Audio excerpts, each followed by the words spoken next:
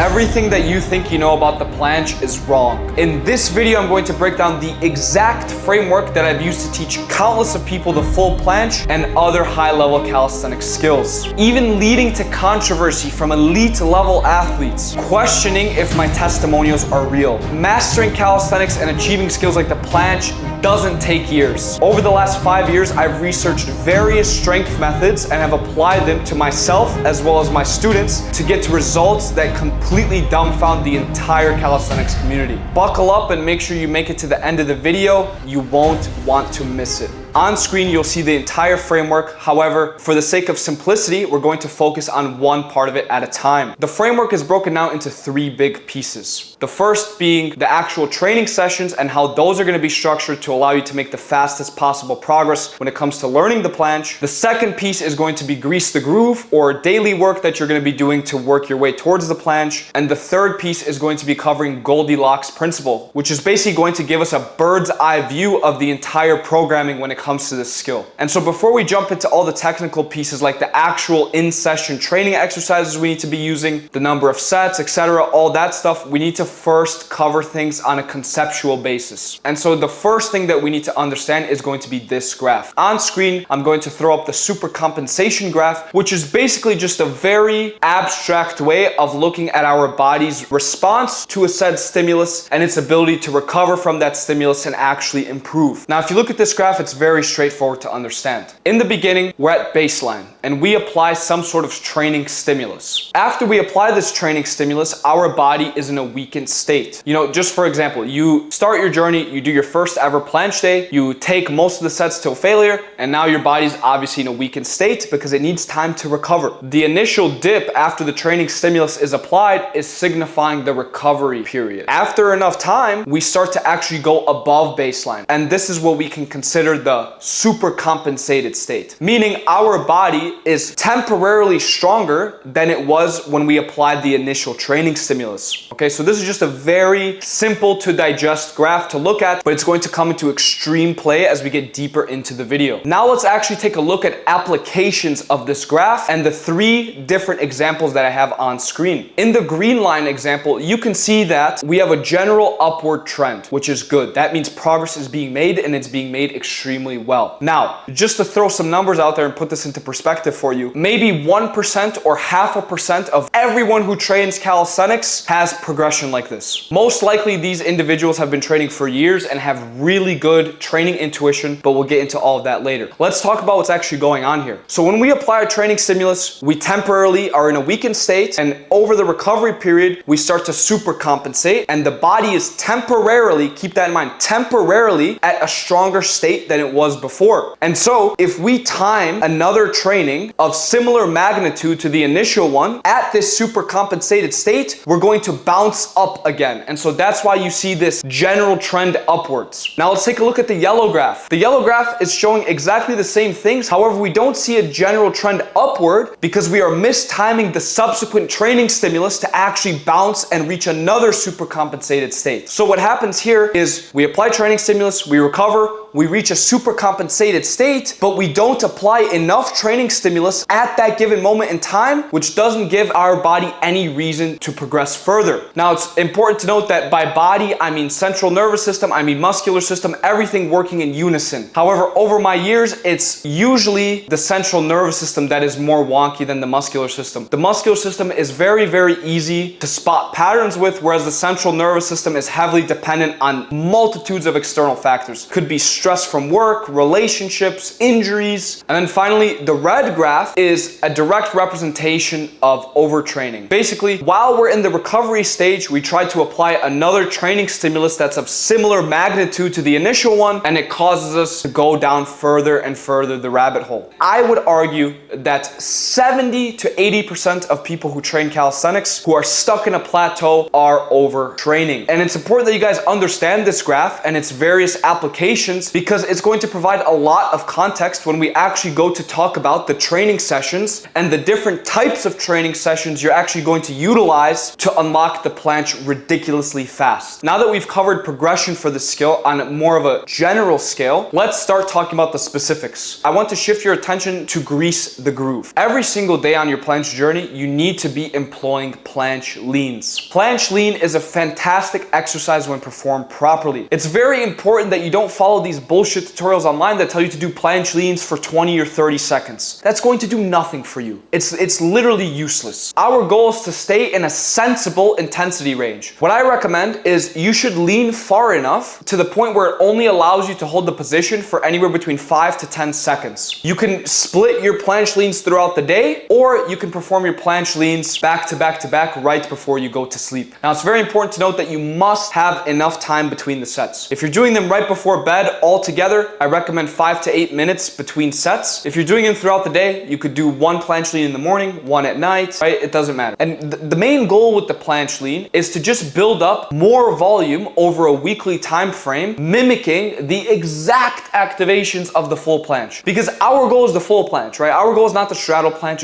it's not the advanced tuck planche. Our goal is the full planche. So regardless, if you're at a tuck, advanced tuck, straddle, planche lean is going to be your #1 best friend when it comes to making progress and reinforcing those neuromuscular improvements that you gain from your training. Again, I want to reiterate, you need to be leaning with purpose. You are not just leaning for the sake of leaning. You are leaning to feel the activations, feel the protraction, feel the shoulder flexion. And you want to lean just far enough to the point where it's a tolerable intensity for you. So we're performing these sets anywhere between 70% intensity to 100% intensity, meaning these sets are gonna be quite difficult. And you usually only wanna do 3 to 5 sets per day. That's more than enough. And so just to recap Grease the Groove, our goal here basically is to build up larger amounts of weekly total volume utilizing the planche lean, which is going to be a direct reflection to the full planche in terms of activations. And so you could probably see how useful this exercise becomes because we're basically feeding our body more and more high quality data. And before we get into the meat and bones of this entire framework, I want to address a few things. First thing I want to address is how you need to view skill training in general. The trainings you do and the exercises that you do in those trainings, you need to look at as data. Data that you're giving your brain to learn from. If our goal is to learn the full planche, why would we ever want to feed it data of a handstand push-up? And even going one step further, if our goal is to learn a clean full planche, why would we be feeding our body data that's like 30-second long tuck planche holds? There is no specificity there. There is no overlap. There is no carryover, rendering it useless. And so when I get into the actual training details and what you need to be doing in your sessions and how they should be structured, you need to keep this principle in mind. The quality of the data that you feed your brain will determine your rate of progression. The more specific you are with your exercise selection, the faster you will progress. Now, let's talk about intensity intervals just so we're on the same page. Intensity, I will define in this video as your proximity to failure. Let's define 0 to 30% as a warm-up, okay? So it feels like you barely did anything. For example, if I can do 10 dips in a row, then 30% set for me would be only doing 3 dips and stopping. 30 to 50% is when you start feeling some slight discomfort, right? No form breakdown, no nothing. Form is still perfect, but you get a subtle hint of discomfort. 50 to 70 is where form starts to slip a tiny bit, okay? And the set genuinely starts to feel, okay, a little bit ramped up. At 70% intensity is when form breaks down and you start to get into that really high intensity range. And so the graph for intensity is exponential. The closer and closer you get to that end hold time, the faster the intensity is gonna shoot up. Now let's get into the meat and bones. Let's talk about the actual training sessions and how you need to view them. In terms of weekly frequency, let's start with that. You should be training the planche anywhere between 3 to 6 times a week. The number of times you train it doesn't matter.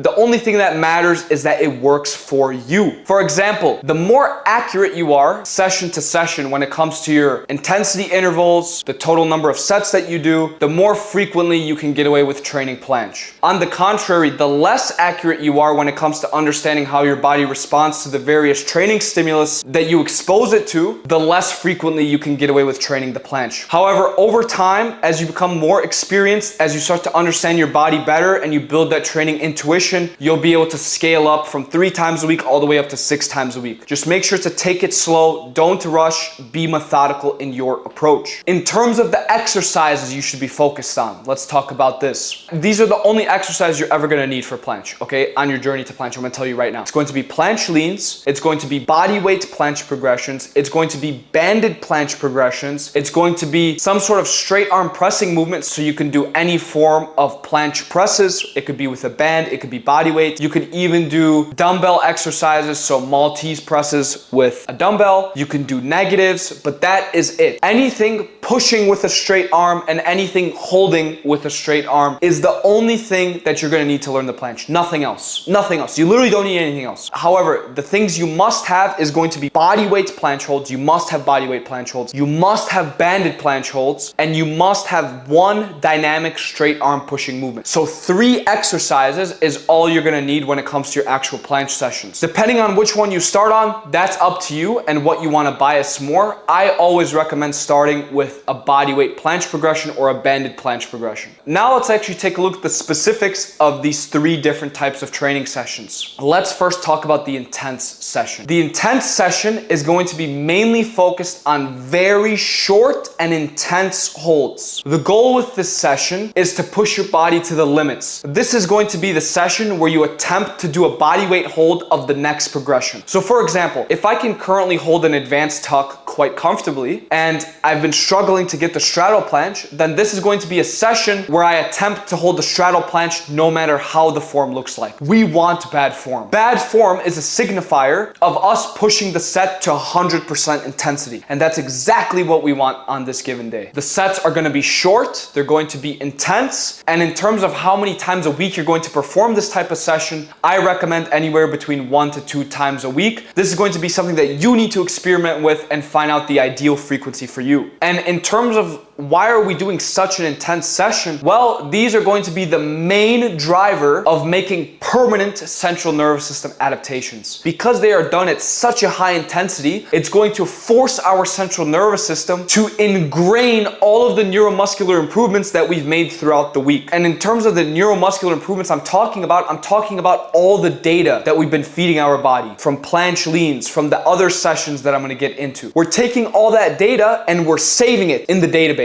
Right? The intense session allows us to save all this temporary data in memory and fully integrate it into our mind forever. That's why it's so important to get that initial body weight hold, because your body will never forget how that feels. You basically get your foot in the door and then you're able to pry it open little by little until it's fully open. That's the goal with this session, and it's the most important session you can argue. Now let's talk about the volume accumulation day. This session also should be done 1 to 2 times a week, depending on your total weekly frequency that you're following. The volume accumulation day has one main goal: accumulate as much volume as possible at a reasonable intensity level. On this day, we're going to be doing long and difficult sets, trying to stay in the intensity interval of 50 to 70%. The goal of this session is to feed our brain more and more data. And so you will actually see that on the framework, I wrote something saying it increases the peak of our supercompensated state. What do I mean by this? Remember how I spent the first part of this video talking about that weird graph? Well, it's going to come into play here now. With the volume accumulation day, we are able to increase the apex of our supercompensated state, meaning that when we do go to do an intense session, we can PR even harder. Basically, this is how you need to view it. Intense sessions let us save our progress at the peak. However, volume accumulation days allow us to make the peak higher before we save the progress, which is why they are extremely, extremely important as well. All of these training sessions play their roles perfectly, and that's why it's important to utilize all of them. The third session is going to be our active recovery session, and these are always done one day after our super intense sessions. And on these days, we're staying at a very low intensity interval, so around 30 to 50%. This is just a very light active recovery day. We're promoting blood flow, we're getting some volume in, but nothing difficult, right? right? It's purely technique refinement and just feeling the sensation. And the beautiful thing about this type of session is it shortens our recovery window. It allows us to recover faster. So if we refer back to the graph that I talked about, it's going to allow us to go above baseline sooner, which means we can apply volume accumulation sessions to start peaking earlier. So now you're probably starting to understand why I talked about that graph so much. Because if you look at it again, these 3 different types of training sessions that I just broke down for you, they all play a role in the way that they affect the graph, aka your ability to progress. And so I want to make sure I recap everything just so you guys understand fully. With intense days, when we are in a super compensated state, our goal is to time an intense day because we want to save progress when we're at a level better than our previous level. So we train, we dip down, we start super compensating,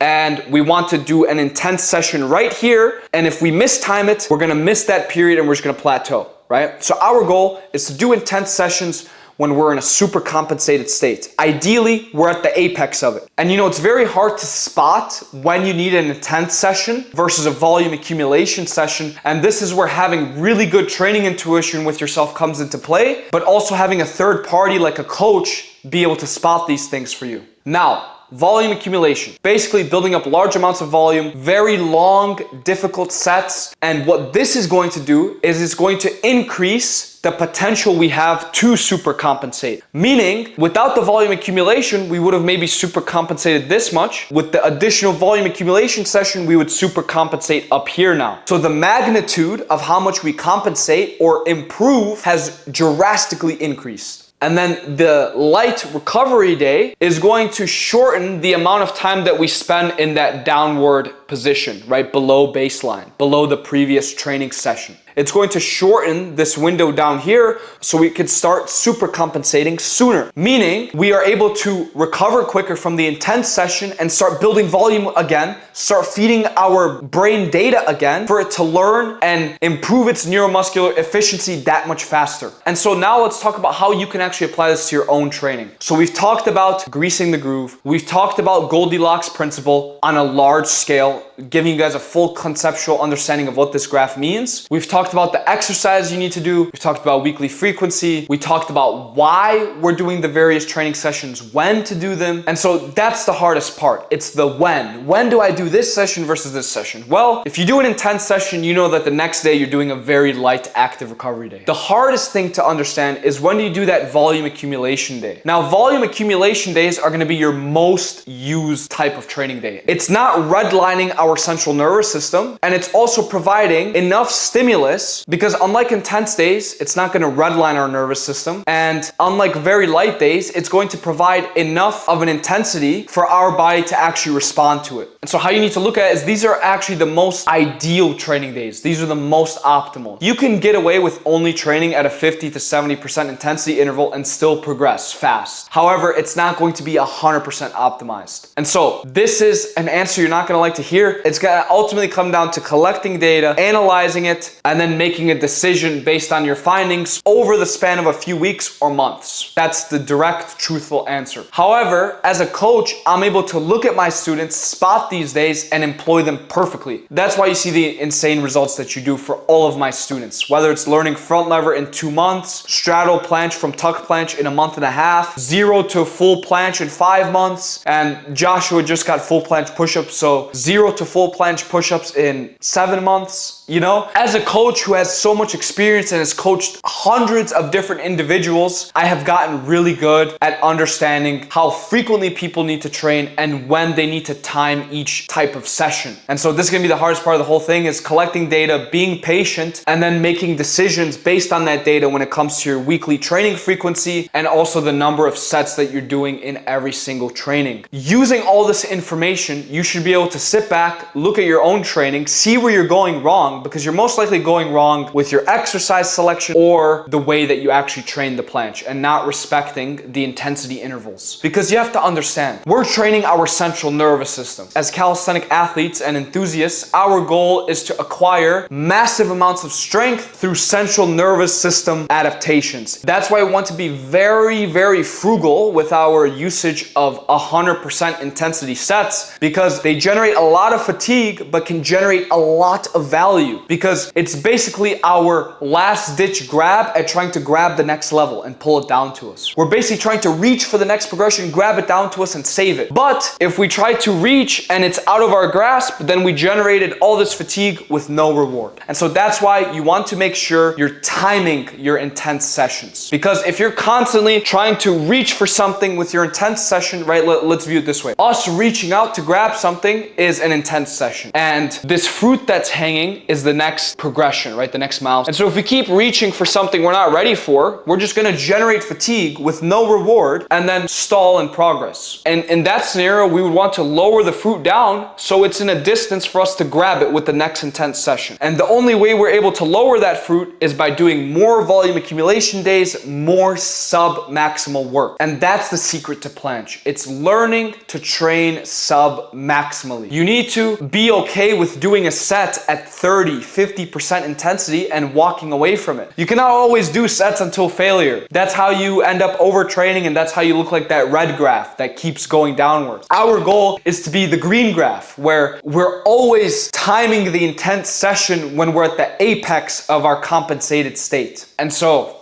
I hope you guys enjoyed the video. Make sure you guys subscribe and like this video if you guys want to see more educational content like this. Also, feel free to drop some comments. I'll go through and answer any questions that I see. If you guys have any questions about anything in more specific, feel free to drop them there. Also, I want to make sure that you guys are aware that my Discord community will be linked in the description below. We are at about 2,500 members, so it's been growing rapidly recently. If you guys want to talk to me more, talk to other athletes, get your questions answered, get form feedback, make sure to join because it's an amazing community. And like I mentioned earlier, if you do feel like you've been stuck trying to learn the planche or any other skill in calisthenics for a long time, then I do offer coaching where I go into more detail about everything and give you one-on-one guidance every single day, where I write out individualized programs for you to ensure that we are properly timing the usage of those 3 different types of training sessions. My one-on-one coaching is for people who are fully committed to calisthenics and ready to take it to the next level, because it is something that I do full time and something that I take extremely serious. I love everyone I work with, and if you're thinking about really taking yourself to that next level and pursuing calisthenics as a passion, then I highly recommend booking a call with me so we can discuss everything further